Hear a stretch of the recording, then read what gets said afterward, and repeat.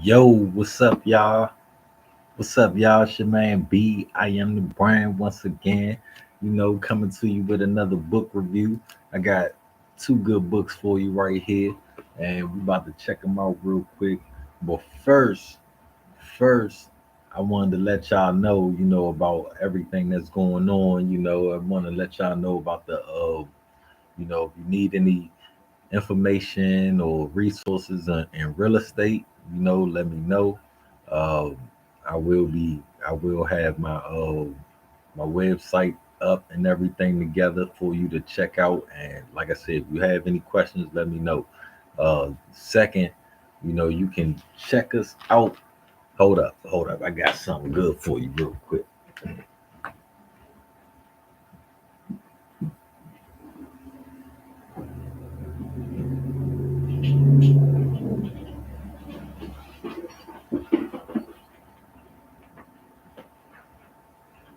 Told you I got I have something good for you real quick, So not only am I in the real estate, I started doing body oils and incense and shea butter and stuff like that on the train. So, gradually I then moved up. So now I have the I Am the Brand perfume and cologne. Check it out. This is right here is Egyptian cotton and hemp.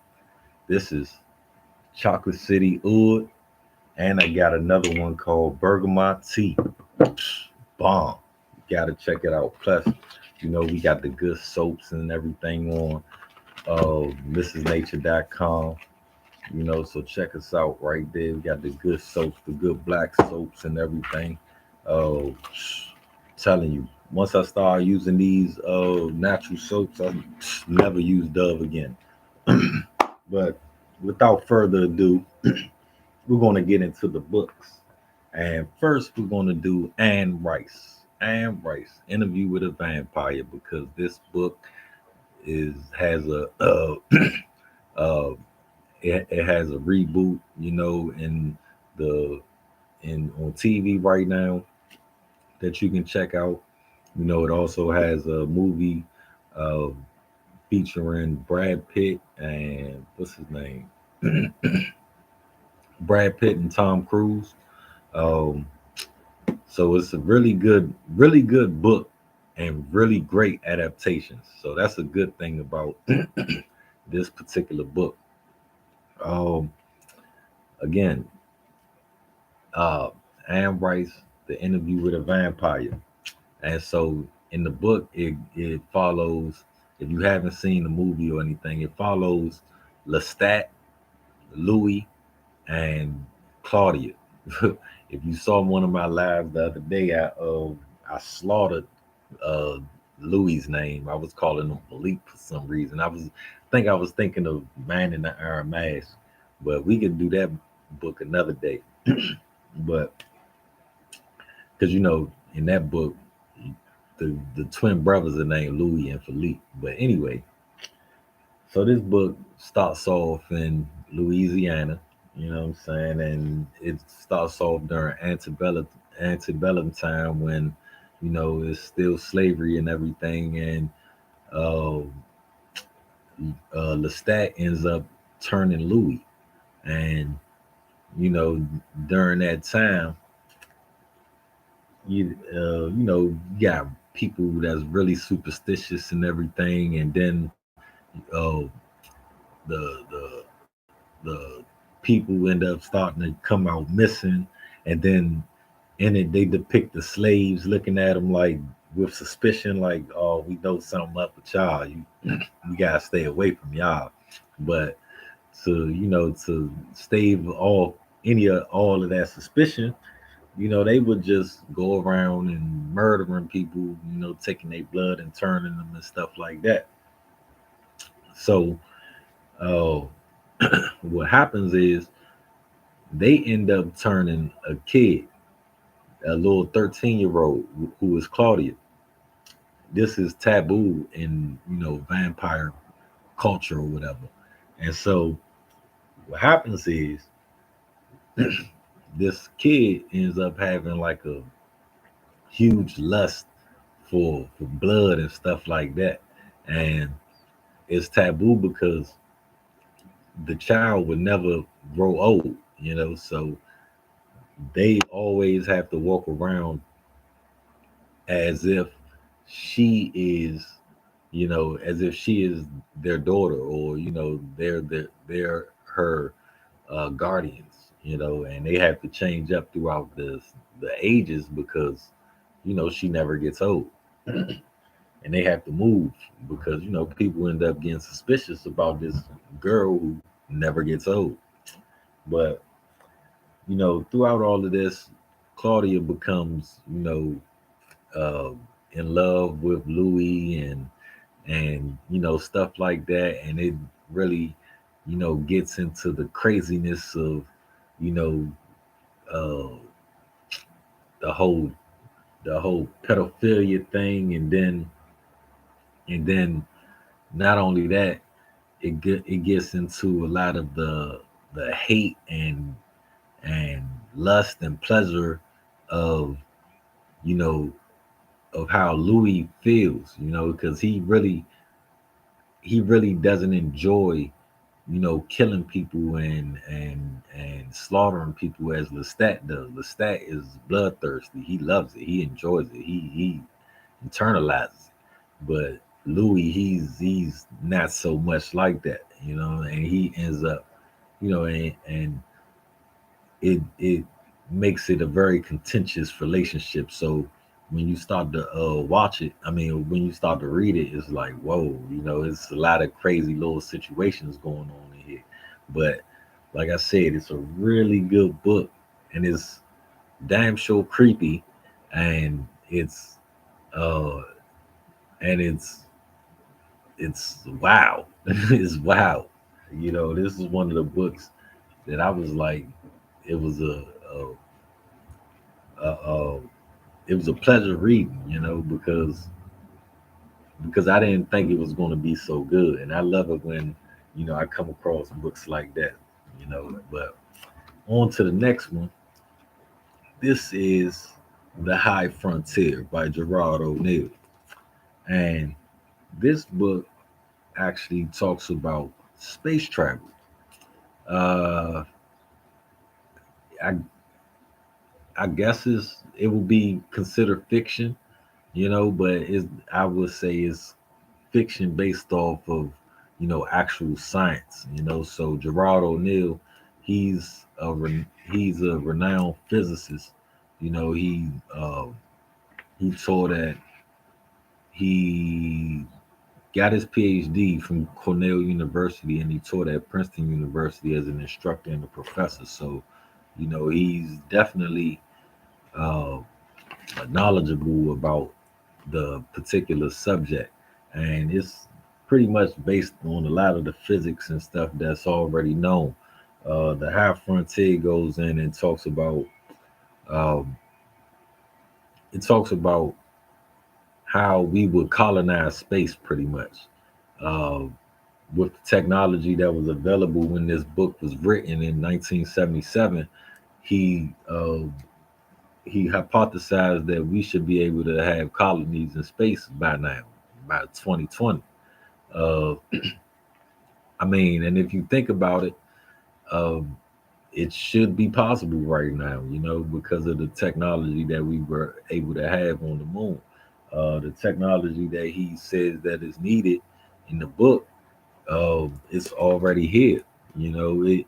One thing he did say that would stifle it, which he was right about, is that is how our government functions.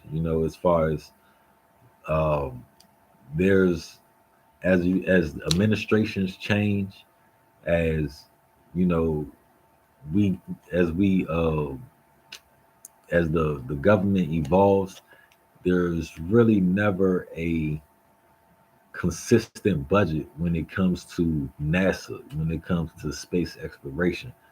If this was so, we will be way ahead of where we are now.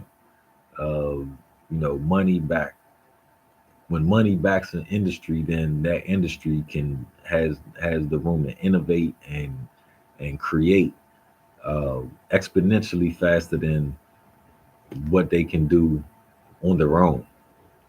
So just considering that, um, and it's good that we have like the Space Force now, and we have SpaceX and other companies, and other private companies that can pretty much allocate their budget towards space exploration or the commercialization of space.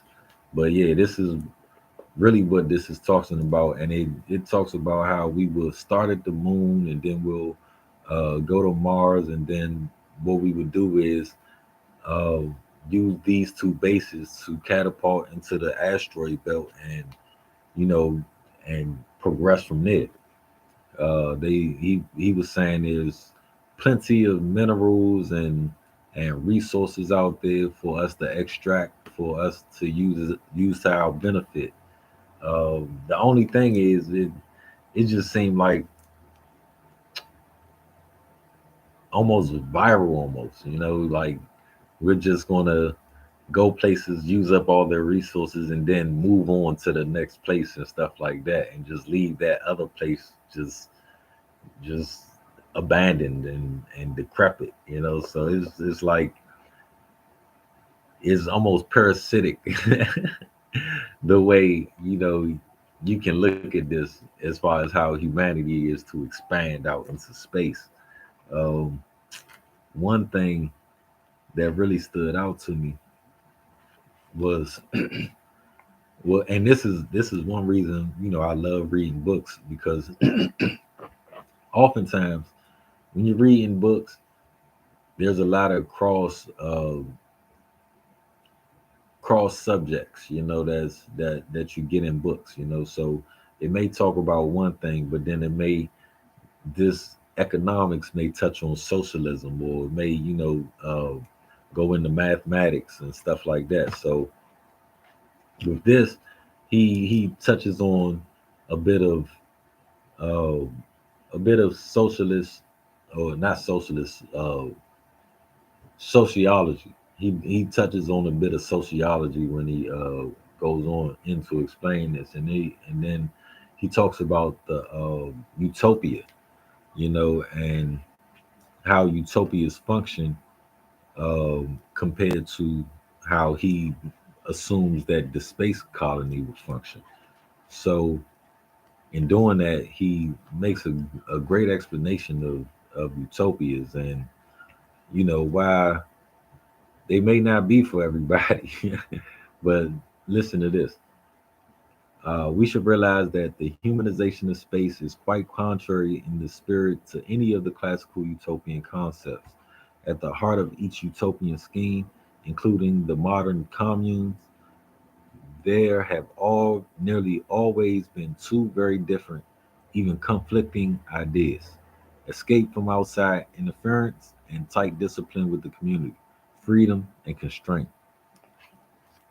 So pretty much, when you go into a utopia, or when you have this idea that you want to be in a utopia, you're pretty much trying to get away from the constraints of the present society that you're in, into a society where you will feel totally free in one aspect. And then another aspect of utopian is that everyone is living under these rules that everyone has to abide by, that results in a better life for everyone. So when we think about these two concepts, uh, is really quite contrary to American ideals, or you may even think the American ideals is a utopia, but again, you're still under the constraints of whatever American society entails. So utopia isn't always the ideal place for everyone, and we have to think about that, especially in the communal sense, because this is what a lot of the socialistic and communistic ideas come from. So I'm gonna continue reading, and we're gonna, talk about it.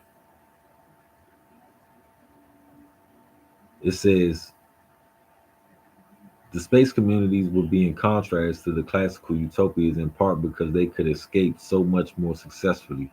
Here on Earth, the possibilities for escape are limited because a community that desires isolation is still forced by climate and the scale of distance to become part of a distribution system thousands of miles in extent.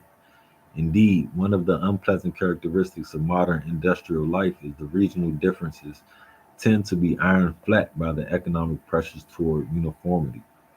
The differences between small villages and separate countries are now far less than they were a generation ago, and something has been lost in that transition. The communal enclaves of 19th century America, the Shakers, the Mennonites, the Pennsylvania Dutch, the Oneida community, and others, nearly all consisted of groups, each of which was united by an unvarying, agreed upon plan for now for how people should run their lives. Those who lived in and then left the modern communes tell us that however the codes of behavior of these organizations may differ from the norm of the world outside them, internally they have rules strictly maintained. This should be no surprise. The commune is the limiting form of a small, isolated village, and as anyone who has lived in such a place can testify, such social pressures there is almost always far stronger than any in the anonymity of a larger city.